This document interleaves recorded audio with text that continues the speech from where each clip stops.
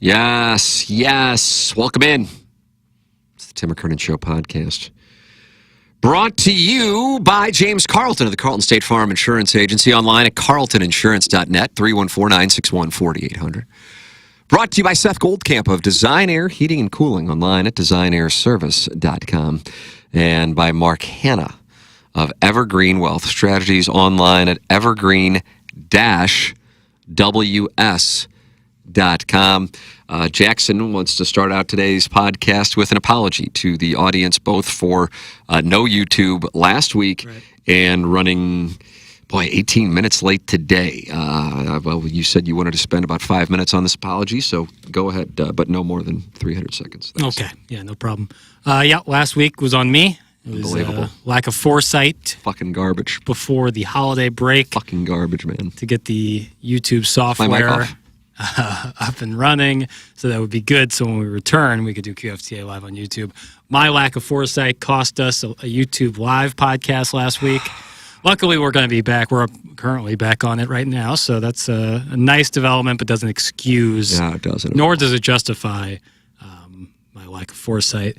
So apologies there. And then, I was just really lollygagging today, not getting done what I need to get done in a timely manner. Cost us 18 minutes. So if you're out there and you finish the podcast today and you're like, damn, I could have really used 18 more minutes, at Jackson_Burkett on Twitter and just motherfuck me to high heaven. Yeah, I think it's time. Yeah. I do. It is unbelievable. But the YouTube is back up. Jackson's apology is accepted by me. Are you accepting it? I'll do a Notes app apology also. Oh, I like that. This afternoon, I'll do a Notes app. 3 different photos on Twitter of my Notes app. I like that. Yeah. MD 2020 says, well, that was half-assed and not sincere, but I'm just happy you're back. So I get it. I get that. I get people's anger right now. I'm here to hear you out. Good news for you. I have an endodontist appointment. Check up on this root canal. Sure. Right back here. Back here. Way back here. Yeah, it's way back. That's at it's 11:40. The endodontist appointment is it Jackson? Is it at 12? It's at 12:50. 12:50. So what do you think? I go to I think 12:25. That sounds good. Yeah. So that gives us 45 minutes of whichever direction you, the audience, wants us to go. T. McKernan at InsideSTL.com is how you can participate in this podcast with any question you want. I suppose there's still an offer out there to send in hate mail to piss me off. T. McKernan at InsideSTL.com. There definitely is an offer out there for erotic stories. It's just barren. Yeah. Are people not having sex? I think they are. I think that they're just becoming a lot more. But don't they send in stories of that sex to podcasts? I think it's just a lot of conventional sex going on. Missionary? Like, Mish? I don't think Call it mish? I don't think people are like, me and my wife split a bottle of wine and got freaky on a Saturday. That's not gonna do it for us. How often do married couples bang? I think you could speak more to that than me as an other. Why? Well, I'm unwed, and you've been married. Coming up on you just celebrated 15 years last year? God, nice knowledge. 14? Is 15 this year? Yeah, come on. Because 2011. Right. Because they had the World Series. Yeah. So I think you would have more knowledge than I. Right. I would say I'm just a wild guess. Yeah. What do you think? This will be good because you, of course, being unwed. Yeah. What you think? I would imagine if we got what do we have, a y-axis and an x-axis? Is that what we have? Yeah. Number of years together. I'm thinking that's what I was thinking. Like bands. And then it's like we're walking down a mountain. Yeah. That's what I think it is. I'm thinking in years of bands, like years 1 through 5. I'm not talking about years of marriage, years together. You'll see like year 1 it might be a nightly thing, and then it's not. Right. I'm saying year 1 of being together, not necessarily. I'd still say it's not. No, but 5 out of 7. If you're sleeping 7 nights and you're 3 months into a relationship, 4 to 5. 3 months into a relationship, yeah, absolutely. In year one. That at that point is nightly. Right. So that's a biochemical thing. Right. We're just horned up. But it's the phenomenon of the strange. Sure. For example, you always go, why do you sit on your left hand throughout the podcast? Right. The stranger. Right. was on your drive to the endodontist. You want to take care of that before you get to the Correct. endodontist. The last thing you Experience want, a sweet release. yeah, the last thing you want to be is revved up when you hop in the dentist chair. Right. So I would say years like 5 of being together. And then also here's another Children. yes. I mean, you're ready. You're ready to go. Children. That's it. That's it. Yeah. Because, I mean, so my wife and I had been married for a decade when we were banging in a commercial break when I conceived my younger son. Yeah. That's 10 years, and we've been together 13 years at that time. I would tell you that is not commonplace. Right. And I say that with confidence. And I guess factually, we had a 3-year-old at the time, but we were in Florida, South Florida, so we were happier human beings. Right. And got a commercial break. Nobody's home. Right. Sometimes it's like and you know what I said? What's the word? Yeah. So hot. Yeah, I imagine that the children make a big impact on that. See, I didn't have kids in my marriage until the 6th year of the marriage. And I couldn't get hard for the first 4 years, so Right. I'm also an outlier. Again, unwed here. So in year 5, let's say 1 child, average of 1.5 a week. I'm going to say under, and here's my reasoning. Okay. I'm operating on the premise that the child is most likely younger, assuming you're in Right. the central corridor. Right. So anywhere from 1 to 3. Right. And therefore, you're dealing with that. Yeah. I think the son that was conceived during the commercial break while Iggy was singing, was he singing Journey? Is that what I he think was it was singing? Hailstorm. I really think Hailstorm, it was Hailstorm. really? Yeah, it was I remember being very guttural, which was how I was. What a great thing for my younger son to be able to play the audio of himself being conceived. A lot of people don't get that chance. What about 50% of the population? Yeah, well, how many people are in therapy? Because that's got to be a certain amount of it. You'll probably have to pay for that. Right. Got to see if the insurance covers that. Yeah. I don't think it does. But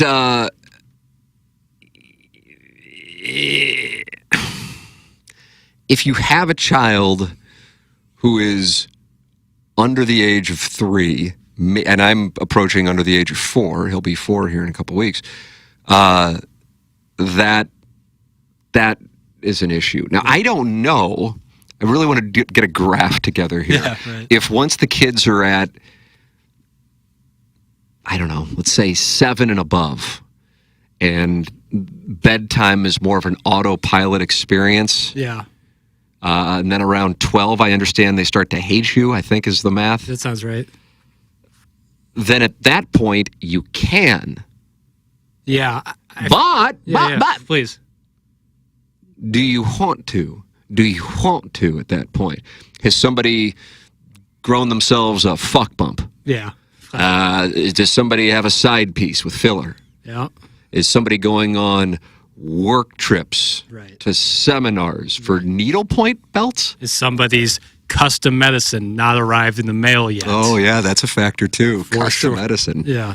I think there is like a sweet spot probably, and again, unwed, that like from years 5 to 9 where bedtime might be more of an autopilot situation, and the kid probably isn't very aware of what sex is yet. Right. Where you could close the door and be like, don't come in here. We're doing something serious. Do not come in here. Right. And they'll respect that. Maybe. Once you get to 12, not only do they hate you, they are now aware of what sex is. Right. And not only that, they're aware that sex caused their existence. Therefore, they know that it's being had at some point. Mm-hmm. And if they are to see that, then I can only imagine that's going to be everyone's about soft. the therapy bill. Yeah, everyone's soft. So you don't want that. So I assume the sweet spot is in that like 5 to 9 range, and then returns once the child goes to college. But then you're asking yourself again, do you want to? Do you the want fuck to? Bumps, See, the that's filler, the thing. the limp. Fuck bumps and filler. Could be the title of the episode. Fuck bumps You and never know. filler. Fuck bumps and filler. Yeah, I don't know. I don't know. I'll tell you what. This evolution, this Yahweh, whatever gods are responsible for all of this. Right. Boy, they really gave us some tough things to deal with. Yeah. Because you could be with a wonderfully attractive gentleman or lass, but then for whatever reason, the barmaid with the tramp stamp pays you mind. Yeah. and you've had a couple of libations, and the next thing you know is you're sitting there and you're risking half the estate to take her out to the 6'4" Impala in the hydraulics and show her the what's what. In the who's who. And, there goes half my estate, and I'll see my kids over in the apartment complex this weekend. Yeah. See what I'm saying? It just never seems worth it. And if you were to build out a pro forma, the conclusion you would arrive at, Papers, Yeah. juice is over here, very tiny amount. Yeah. Squeeze over here, we've got real problems. Right. And I think this is coming from a gentleman who went through divorce but with no children. Right. And candidly, with no money. Yeah. So I experienced it in a much different diet way. version. Yeah, I did experience the diet version. Yeah. Yeah. 100%. It's funny you mentioned juice and squeezing. Mm-hmm. I think in a situation like that, barmaid, tramp stamp, 6'4" Impala, Right. half the estate, bachelor apartment, all those things running through your mind, you head to the bathroom and you squeeze one. Are you advocating masturbation on a podcast with my name on it? Yeah. In that I want situation, to be explaining that to my kids tonight. That's going to delay bedtime. I bet in other people's cases, it might have saved their family a little squeeze. Your instruction to beat off this evening. And if you still feel after the sweet release that this is a good idea and I should do this and run this risk, at least you went through all the processes. So I'm at the cocktail lounge in Soulard. Yep. Let's say I'm 5'6", but I got my nice lifts on, so Right. I'm 5'7". Yeah, the nice ones. And I've had a couple of boat drinks. Sure, And I'm yeah. feeling a little saucy, and I noticed that I'm getting a little vibe from the barmaid who has the tramp stamp. Yeah. And now you're telling me I need to go beat off. Yeah, go feed the geese. That's what you're telling me to do. Feed the geese in the That's bathroom. what you're telling me to do. Now, what if the law were to walk in, and here I am, superstar, arguably to some, inarguably to others, the most significant person in the history of St. Louis sports talk radio was masturbating in the lavatory. I'm not saying like sit in the sink and do it. I'm saying go into a stall, close it. What if my kink is the sink? Well, Work that off. yeah, the public humiliation thing, I don't want to kink shame, but I think if you have that kink, you understand the risk of your sexual proclivities is that you might be imprisoned because you can't do that in But this a lot country. of these taverns in Soulard don't necessarily have like 4 stalls. No, you might have to get a one piece, and they'll probably be gross, just being honest with you. A lot of dried and caked up, God knows what. But if you do that, finish, and still after that you think, yeah, I'm still going to go for it, you went through the processes. More than likely, though, you're going to release and be like, I really like, money and going home and sleeping in the bed with my wife, and I really do. I enjoy my children. I enjoy my children. I don't want to see them at the apartment complex. And then you're sitting there, you're in a Soulard bathroom, you just masturbated. Right. You're like, oh, I'm a disgusting pig. What have I done with And you myself? have post-nut clarity. PNC like you wouldn't believe, and you're like, oh, what a I'm going to go cheat on my wife. I don't even deserve myself. This is disgusting. I don't even deserve her.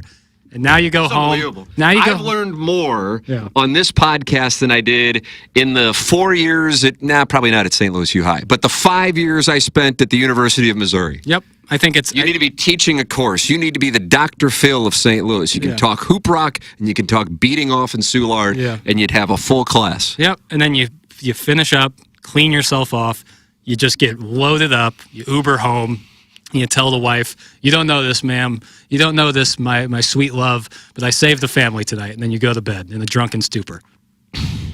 And listen, she might be like, what the hell is this guy doing? What an idiot. Wow, look at this oaf I married. But little does she know that you just saved the family. You save the family. You saved the family. I have to tell you, I think you're making a lot of sense here this morning. Honestly, any big life decision, business decision. You should beat off. I think it would help. I think it could So I've got to help. decide whether or not to sell a company. Yeah. I think we can get a multiple of 9. Yeah. The offer is 7. I say, could you give me a moment? I got to go masturbate. Yeah. I think I'll reference one of my favorite movies, the one you just recently watched, Wolf of Wall Street. Sure. Matthew McConaughey plays the character Mark Hanna, not Mark Hanna of Evergreen Wealth Sponsor of Strategies. the podcast. Wonderful Matthew McConaughey sponsors this podcast, is what you just said. He is not, but similar name. By similar, I mean the exact same. Right. He said you got to keep the rhythm below the belt. You got a lot of numbers, mustard shit. Those are rookie numbers. You got to bump those numbers up. That's my favorite part of the movie, along with Jordan Belfort explaining the amount of drugs he does on a day-to-day basis. Right. A lot of horse. I think I can do it from memory here real quick. Oh, do it. Yeah. I take Quaaludes 10 to 15 times a day for my back pain. Nice. Adderall to stay focused, Xanax to take the edge off, pot to mellow me out, and morphine, well, because it's awesome. This is like Chevy Chase at the end of Christmas Vacation. Yeah. So you're telling me I can get a place in Huntley. I don't have to see the kids at the apartment complex every other weekend. Yep. Just by masturbating in Soulard. Anytime you have any thoughts of infidelity, yes, I think that is a good strategy. Wow. Because in theory, you are like thinking about like, wow, it's like devious to think about like cheating and like all this stuff. But if you never act on it and instead channel that energy, as Matthew McConaughey said, below the belt with yourself, you've really done no harm. This is boring. Nobody cares about. That's from Danny Gibson 2597. Brother, you're choosing to listen to this. I feel like the brother wasn't really a communication of a fraternal bond. No, far from it, in fact. But you're not, as far as I know, you're not being bound and forced to listen. I know a Dan Gibson. I'd be surprised if the Dan Gibson I know would be, number one, watching my podcast, but number two, sharpshooting you. Yeah, it'd be nice if this was his first time. Great gambler, though. Really? Yeah. What game? Golf. Oh, yeah, that'll do. Yeah. That'll do. Yeah, the Gibson brothers. When I hear out. you say good gambler, I think of you like playing cards. That's for whatever reason. That's interesting. Yeah. I would probably say great poker player. Yeah. When was the last time you played, not online, but like in an actual in-person tournament? Oh, in a tournament, God only knows. Or a cash game? Cash game was Las Vegas a couple months ago. Okay, nice. And I was like, God, I haven't played in so long. And I was playing 1-3. Yeah. No limit. I think the max buy-in's $300. And I'm like, I haven't played in so long, and I've heard about these, I can't remember, game theory optimizers, these optimizers that people running. So I'm, for whatever reason, I'm picturing a bunch of 22-year-old Russians in hoodies on Adderall. And then I sit down, and I'm the youngest person by 20 years, and I look like Jon Favreau and Vince Vaughn in Swingers at the $5 table. Yeah. And then I realize, oh, all I have to do is bet, and I get to win the pot. I forgot about this. Those people are in there for the long haul. They're looking to settle in. But some of them buy in with like $40, and so they're not necessarily in a position. And so then I bet 30, and it's like that's what I've always wondered. Over. Yeah, that's what I've always wondered. And it almost made me feel guilty, but I hadn't played in so long. I thought I was dated. Now, if I were to play against the Russians on Adderall, they would eat me alive. But as far as the 1-3 goes, I still can handle that. Yeah, that's what I've always thought with cash games is like, if someone just buys in for the max amount, they're just going to dominate the table, aren't they? Because they'll just scare everybody off the pot. Like in a tournament, you all have the same money. No, well, you start with the same money. But certainly, a big stack allows you to have a wider range of hands to play. And I'll raise with any two cards. Yeah. I had a lady 2 seats over from me who exposed her cards every time she looked at them. That was helpful. Yeah. I could use that to my advantage. You probably needed to squeeze one out. Probably in her 80s. So that'd be surprising if the Hitachi magic wand would have come out at the table. I don't know if they would have called the floor or not. The elderly can surprise you. The elderly are constantly innovating. With Hitachi magic wands? And, world politics, I know we have a lot of women who listen to this. Like 3? That might be high. I was about to say 2.5. I wonder what the percentage is. And let's focus on your range. Okay. Lasses, say 24 to 30. St. Louis area lasses who own a Hitachi magic wand. What do you think? Like that specific brand or just a back massager. Sure. That has anything multiple they'll do. uses. Yeah. What do you think on this? Because you talked about that girl you knew walked around with a plug, right? Walked around with it at the bar. I mean, why isn't she on this show? She should be hosting. For real. It's definitely over 50%. Definitely over 50%. I'd like to hear that. Probably 65%. So 2 out of 3 women in the St. Louis area have something. Yeah. But I'm talking about like the specific. Yeah, like a little, so? like a little bullet or Tweet something. that out. I'll retweet it and let's see what kind of data we get. Okay, I'll meet you at the bread line. Tweet that out. Imagine if I still wish they had that 101 ESPN tweet deck that anytime you would tweet, it would go to the front page of the website. Oh, it was so good. I was just immediately after QFTA, I would run to my computer to look at 101 ESPN and see the cute boy gif that would be dominating the front of the 101 ESPN page. And I just would imagine executive producer Mike Ryder looking at it, I was like, oh, God, we got to get that out of here. WordPress. I have thoughts of infidelity every time I see Tim. That's from MD 2020. Jackie, you tend to openly... Oh, this might be actual topic here.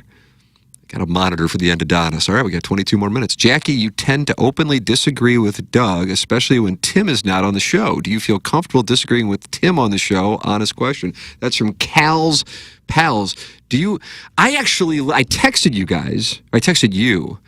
I think this was because of the thing I'm going in today. I had to get my root canal on December 23rd, and TMA was live. I was off, and so I was in the car, and I actually listened to the show. I normally don't, just like I'm sure you don't when you're off. I know Doug doesn't. And so I was listening, and I'm like, I enjoy the program. And I think Doug was doing the thing that's really, this is the first time outside of politics where I have seen Doug catch as much hell as he's caught in the last 48 hours, is his Nolan Arenado thing. Yeah. Which, by the way, I assume people know this. Nobody's playing a character on the show. He really feels this way. Yeah. And I'm not interested in arguing just because he sees the upcoming season one way. Whereas there's a thing, Jackson, and I know you're from Ladue, so you probably already know this, called the loss leader. And you just kind of understand, we're going to take a hit here. Right. It sucks. Nobody enjoys it. But long term, we think that this is the right move. And that is what the 2026 season is. Now, if they have a great year and win the World Series, why, what a treat it would be. But I'm absolutely at peace with it. That's why I was totally good with the Nolan Arenado thing. And for whatever reason, and I don't know why, but I could not respect Doug more, Doug wants the Cardinals to compete in 2026. And so he goes back to it, and the audience, and I really sift, because some of them are really mean. Yeah, oh yeah. Some of the text, like not the usual stuff. There's a difference, and I don't know how to explain it, but there's a difference between the usual ones that are kind of like Jeffrey Ross and Nikki Glaser to roast, ball busting, and then where it's like they're really angry. Yeah, like it looks like a Twitter reply. Yes, that's a good way to describe it. And so I'm just like, that's what he wants. I don't know. I don't know what to say. It's just not happening. Right. So like for the Cardinals to go out and sign somebody would just be a waste of money. Correct. Which was kind of Randy Carricker's point on Sonny Gray, which I could not have agreed with more. For those not familiar with it, this was a few years ago, and he said, well, it's great, but it doesn't make him a playoff contender, you know. And so I like that now people are starting to think this way. And I am intrigued in the season, not because I have high expectations, but because it will be a bunch of different players, some of whom will hopefully be part of the contending team whenever that arrives, 28, 29, 30. And you'll get a chance to see some guys emerge, and you'll also have some answers to some questions. You won't have guys who are just kind of playing out the string of their career, collecting a bunch of money, blocking them. So, I mean, would I prefer the 2004 Cardinals? Of course. I'd prefer the 2015 or 2019 Cardinals, but this is the spot. We had a hell of a run around here from 2000 through 2015 for sure. Holy shit. And so I'm at peace with this. It needs to happen. I wish it would have happened 3 years earlier, but whatever. Here it is, so fine. But that's not where he is. Why am I talking about this, by the way? The question was, I openly disagree with yeah. It's a question for you. I just need to turn my fucking mic off. I got to go beat off in Soulard anyway. Yeah, that's a good call. I feel open to disagree with anybody if I disagree with them. Like, I don't choose who... Like, some things I disagree with and I don't say anything. Some things. But you are accused of being scared to disagree with me because I sign your paychecks. You do not. But I get that. No, I'm open to, I think largely, not largely, but in many cases, you and I are on the same page on certain things sports-wise, and that's generally the conversations that go on TMA 101 ESPN. So, you know, I do disagree with you. I've disagreed with you before. Give me an example. I can't think off the top of my head. When we disagree. We bet. That's how I like to settle things. Right. And like you feel so confident, you want to run your mouth. All right, that's good. I can show you my Venmos if for receipts on times we've disagreed on things, but that's like on a side, on a game. Yeah, a little $10 or $20 shoot. Yeah. So I know we've disagreed before. I can't think of immediate examples.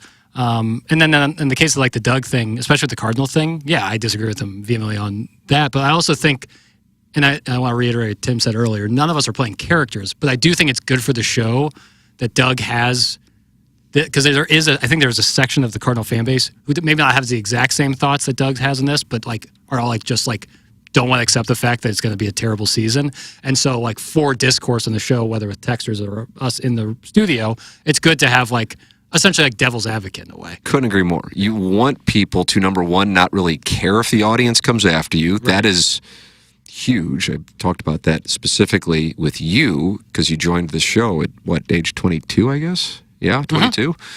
I mean, holy shit, jeez, that's a spot. It's tough. 32, much less 22. But in addition, have differing opinions. Right. So it's great. So that's why I don't like shit on it. I mean, I think what I said exactly yesterday, we just see this totally differently. And there's not anything I'm going to say, you're going to say it's going to change either one of our minds. So, I don't know. I guess that it's not like I think they're going to be good. I'm just at peace with this needs to happen. The one thing that I would say in addition to it is I wanted it to start in 2023 and then the Cardinals would likely be further along. That is why I was so, what the fuck are they doing, signing Wilson Contreras, which for whatever reason, Wilson Contreras became attached to me. That was also in TMA history an odd thing, but whatever. Wasn't that he's a bad ball player. I didn't like him. It didn't make sense for where the organization was. That was the premise. Just like right now, if they were to go out and sign anybody, honestly... Yeah, right. There's really no point, and I'm so at peace with that. So, for example, to tie it into the Blues, it isn't happening. Now, the weird thing about the championships around here is most of the time with our last 3 championships, the teams haven't looked like they're going to win championships. Certainly, the Blues in 2019 would be A, the most recent example, and B, an obvious example, where it was January of 2019 before they got going. So you can play this audio back in June, and I'd be happy to play it if they somehow turn it around and win the Stanley Cup. But it certainly doesn't look like it's going to happen. And I, therefore, it's not like I root for the team to lose because I go to the games a good amount with my kids, and therefore I really want them to see them win and so on. But I'd rather expedite the process to getting back than wallowing in purgatory. And for the most part, the Blues have done that. Some of the moves have been wonderful. Some of the moves have been really bad. The Cardinals, and my issue with the Cardinals was they kind of wallowed from 2026 through 2025, even though they did have 2 really good years in there. So it's a weird thing. But 2019, God, an outlier. And I understand that I got a goofy memory because something's fucked in my head. But that wasn't a great team. That was a team that got to the NLCS, but holy shit. I mean, they were exposed once they played the Nationals. In 2022, you happen to catch this magic, I guess a little bit like 1996, which I know predates you, Jackson, where Ozzie Smith and Willie McGee, at the end of their careers, kind of played a role, a huge Labor Day game, I remember, against the Astros, who they were battling in the division for, that Pujols and Molina, found the fountain of youth, and they surged. Now they also acquired Quintana and Montgomery and were a really good team. But for the most part, they weren't really building with young players over the last decade. Right. They were Arenado, Goldschmidt, and then the veterans who were kind of ending their career, and Pujols and his 1 year here, and Molina and Wainwright. So with that established, I like when it's like a business. If it ain't working, we move on. You win some, you lose some. And oftentimes all you need to do is win one time and you can be set.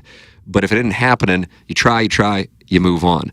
The Cardinals, I feel like, have a little bit of Steelers in them, as I've made that analogy quite a bit. It works. They're competitive, but do you really feel like they're a championship team? If you would have said, you have to bet your life You're given the choice. I sometimes see this as golf options. You get 5 putts from 5 feet, or you win $100,000, or you get 1 putt from 10 feet or something, $1 million or whatever you want to. If you would have said, okay, you can get, I don't know, $100,000, or take whatever your pick is on the extreme. If this team were to win, of the 14 teams, the Pittsburgh Steelers were never winning the Super Bowl. I mean, it was just crystal clear. Now they're in the playoffs. Right. They have a chance. But there's no way they were going to win the wild card round, divisional round, conference championship, and whoever the NFC puts forth. So I kind of feel like the Cardinals were more in that Steeler realm and also slow to change with the heritage of the brand. And now I think you'll probably see the Steelers and Cardinals, coincidentally, in the exact same year, experience a teardown/rebuild. Do with it what you want. I always equate like tanking or like planning for the future in a way is like dieting. Like it sucks during the moment. It's like, I don't want to eat all this kale. This sucks ass. It's only good if you get to the end of it and you've accomplished what you want. So like you don't enjoy it during it. So like for right now, the Cardinals, it's like not fun to go through this and essentially are dieting. But if you come out the other end healthier, in better shape, aka better chance of winning the World Series, you'll look back on and be like, I'm really glad that they did that. I'm glad we did that. I'm glad these moves were made. And yeah, it sucks in the moment, but you're doing it for a greater purpose. There's a means to an end. So that's where I think the Cardinals are at right now. They're dieting. Keto. Well, I have, whatever, back in the day, focused on working out, and it actually, you enjoy it because you realize that there is going to be, you're closer to feeling better and being in whatever shape it is that you want to get to by going through the workout. And what drove me up the wall in 16, 17, 18 in particular is they're just like rolling the dice. I really do think what happened in 2006 and 2011 played a role in setting this we're just going to hang around business model that they had for about the last decade because, and I don't blame them, the 2 world championships were with 2 teams that certainly didn't look like they were world championship teams at a latter portion of the season in both cases. Let me see if there's anything else in here. How about this question? If you could have the Rams back, but it would cost you the Cardinals, would you do it? That's from one Blues fan in the YouTube chat. Man, oh man, oh man. Probably not. The Cardinals thing is like almost a non-starter with St. Louis. Probably not. I think the Cardinals are just too entrenched in this community, and I think that's a good thing. So, no. I would give you the Blues, City, and the Battlehawks. So you're going to offer them a UFL team. Yep. An MLS team. Nice. And an NHL team. Oh, God, no. Yep. And you just answered the question from one Blues fan with that. Did he ask if I would give up the Blues for the Rams? No, it was Cardinals. Oh, okay. The Cardinals, no. Blues, I couldn't say yes fast enough. Being honest. I would want to make sure that we've set some parameters, which is completely unfair because he's asking a simple yes or no question. But we need to have a football facility, and I don't understand why these things need to be downtown. I think that is a very dated mindset on the downtown thing. I could be wrong. I don't. I realize that kind of comes with the undercurrent of an insult, like you're an old. Which is not what I'm saying. I think it's more of a dated mindset, perhaps from the 60s-ish, that downtowns are necessary. I just don't think that they are. I also am certainly open to being disproven on that. My point specifically to St. Louis is they were supposedly building that stadium on the riverfront. And then just by doing that, you automatically now have no ability to park, tailgate, have development on an entire direction of the side of a building because it's on a river. I just don't understand that. I also don't know how real it ever really was because one of the elements of the whole conversation, I was having this conversation with somebody this past week because it was the 10th anniversary of the Rams leaving, is St. Louis is building Stan Kroenke Stadium. Well, yeah, he had to put $700 million of his own money in, So, I mean, that's an important part of the conversation. To not own a building that he now owns in Los Angeles and put all of his money in to build. But specific to that, I would want to make sure that all the state, unless downtown does experience a resurgence, which I think is possible, but as it currently stands, I would want the stadiums across the board to be somewhere closer to the population center. Yeah. And I would have no problem if it's in Illinois. I realize that that is a big thing, I guess. One of the days I was driving into the Indianapolis, you guys were talking about the Chiefs-Kansas thing, and I'm like, God, I'm glad I'm not here that day because I don't care about it. It's got nothing to do with the Chiefs. It's just like they're moving to Kansas. I don't know. I mean, is that big of a deal? I know some people are really upset about it. I saw, when people were getting upset, I was like... I think if you're looking at it strictly from an economic standpoint, I think Kansas is actually getting the short end of the stick on what the deal is, but I think it's just like a pride thing. I also think Arrowhead is, of all the NFL stadiums I've been to, the best, but I also haven't been to some of the newer ones, so that's also... talking about dated, that's dated. Like for me, it was like...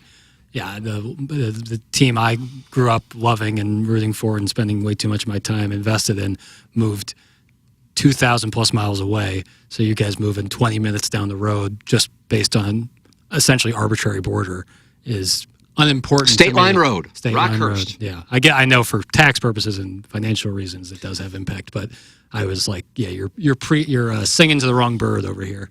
Singing to the wrong bird. Yeah. All right, 7 minutes left. Vic Steele is a burner, and he is asking a question that he asks every time he comes in.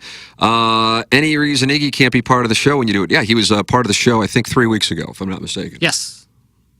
Yep. I just looked at the picture of him and his wonderful coat that he wore in here. Yes. So, Vic, if you're interested, Iggy has a Patreon page. Yeah, Iggy and he was on the show with us for, I think, about an hour and a half. Was that December 15th-ish? 18th-ish? Hell, I don't know. 17th? Iggy was with us in here on the 10th of December. The 10th of December. There you go, Vic. Look forward to your name next week. Good luck explaining that to Ricky Prohl. It's from MD 2020. Oh, shipping out the Battlehawks. Yeah, I'll handle that. I'll handle that with Rick.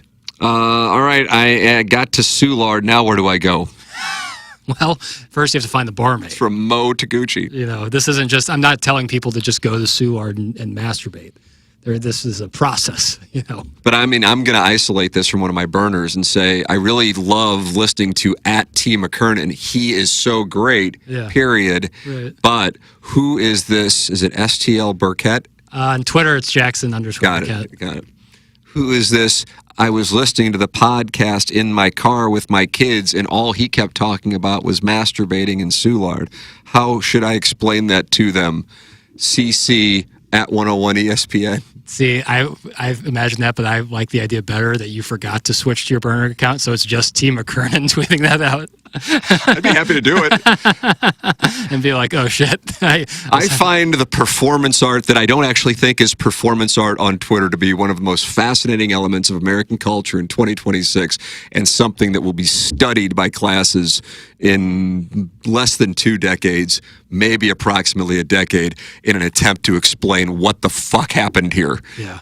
That is my utopia. Oh, dude. Remember when? Ask your parents or grandparents about the shit they used to say on social media. Yeah. Go ahead and pull them aside. Yeah. And I can't wait because I'd like to think that the end is near on this. Yeah. I think, but maybe it's just the beginning. Yeah, I don't know. Or just the new normal.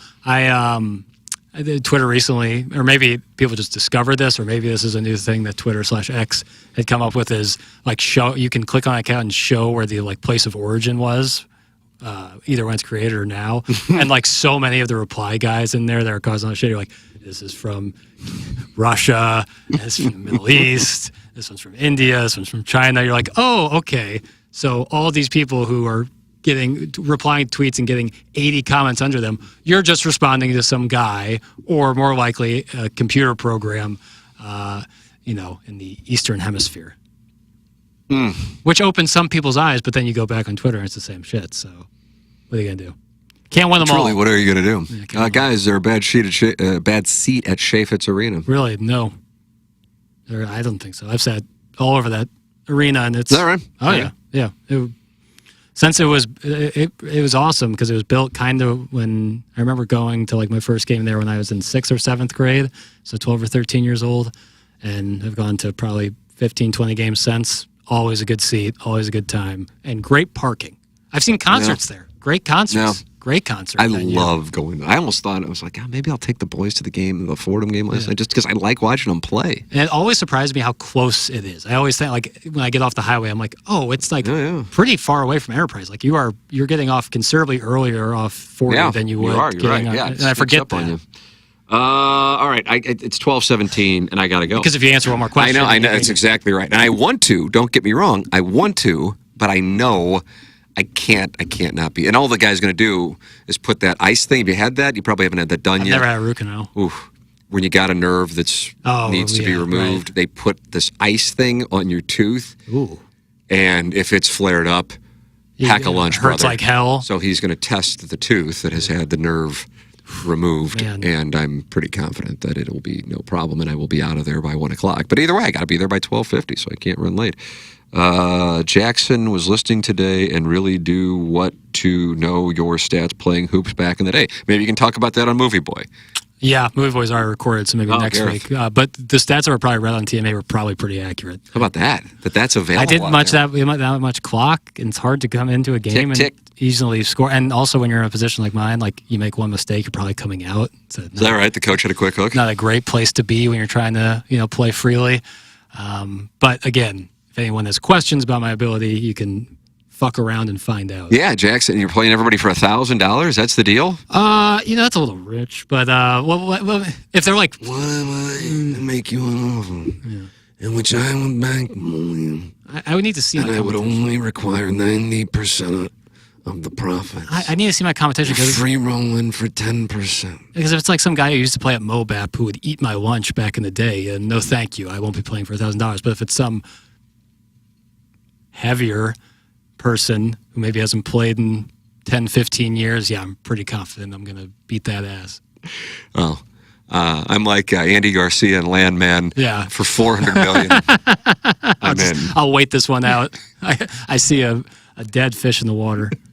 All right, time for us to go.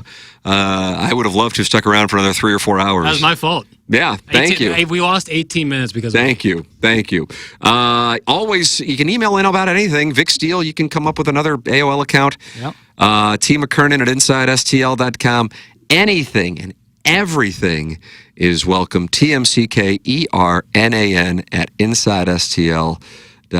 Thank you to James Carlton of the Carlton State Farm Insurance Agency, online at carltoninsurance.net. Thank you to Mark Hanna of Evergreen Wealth Strategies, online at evergreen-ws.com. And thank you to Seth Goldcamp of Design Air Heating and Cooling, designairservice.com. For Jackson Bennett Burkett, I'm Tim McKernan. This has been the Tim McKernan Show podcast.